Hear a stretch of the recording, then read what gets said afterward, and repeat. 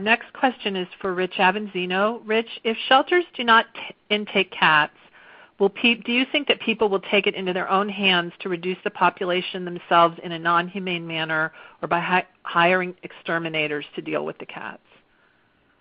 Well, it's a great question. I'd like to put that in context. Unfortunately, with open admission shelters and with a lot of effort to make it easy for people to bring in cats, we still have animal abusers in almost every community of the United States. Even when it's easy for cats to be surrendered to shelters, there are some bad people, fortunately a very few number, but there are some bad people that do terrible things.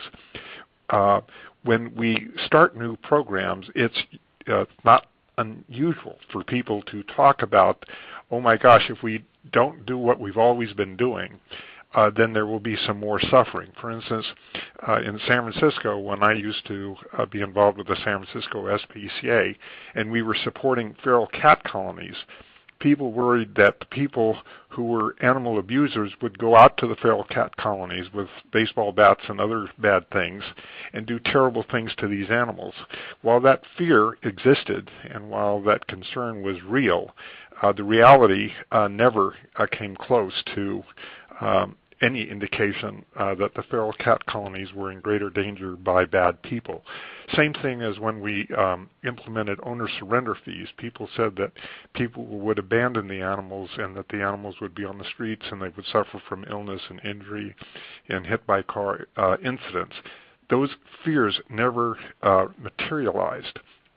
Additionally, in California, where it's illegal to trap and bring raccoons to shelters, at least that's my understanding, people do not go out and torture the raccoons or the opossums or the skunks. The vast majority of citizens of our communities respect the fact that these animals are precious, that they deserve our protection, that while they might be a nuisance now and then, there's something that is special about sharing our environment, even with these animals that are in urban and suburban environments that get into garbage cans and make some noise and sometimes cause disturbance.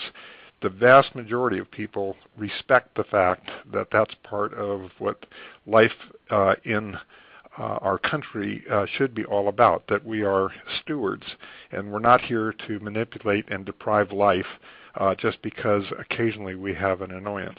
So yes, there are animal abusers out there, but I think all the evidence points that when you have these kinds of programs in effect, there is no increased incidence of the animals having harm. And the alternative is to bring them into shelters, like Julie was saying, and see them die by the millions because we don't have a better alternative.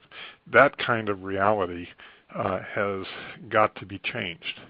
I think everybody recognizes that killing healthy and treatable dogs and cats in American shelters is a tragedy that deserves to be ended real soon.